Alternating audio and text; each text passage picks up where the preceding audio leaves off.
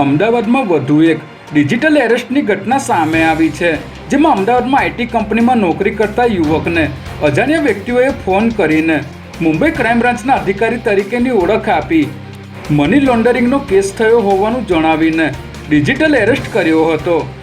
જે બાદ તેઓએ આ યુવકને વકીલનો નંબર આપી વકીલ સાથે વિડીયો કોલ પર વાત કરવાનું જણાવતા યુવકે વકીલ સાથે વાત કરી હતી.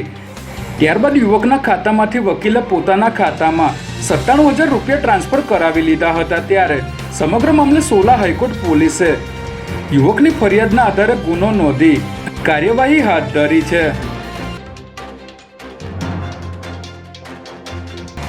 અમદાવાદની ખ્યાતિ હોસ્પિટલમાં દર્દીઓની જાણ બહાર એન્જિયોપ્લાસ્ટી કરવાથી 2 દર્દીના મોત નીપજ્યા હતા.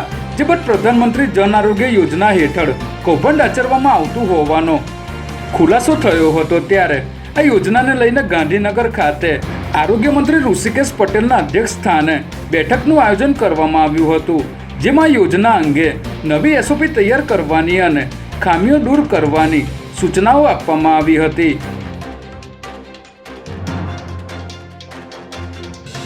જાહેર માર્ગો કે મકાનના ધાબા પર ભયજનક રીતે પતંગ ઉડાવવાને લઈને અમદાવાદ પોલીસ કમિશનરે જાહેરનામું બહાર પાડ્યું છે, જેમાં કોઈ વ્યક્તિ, સમાજ કે ધર્મ પર લાગણી દુભાય તે રીતે પતંગ પર ઉશ્કેરણીજનક લખાણો લખી પતંગ ઉડાવવા ઉપર પ્રતિબંધ મૂકવામાં આવ્યો છે. તેમજ કપાયેલા પતંગો અને દોરાઓ જાહેર રસ્તાઓ પર પકડવા જતા લોકો વિરુદ્ધ પણ કાર્યવાહી કરવામાં આવશે.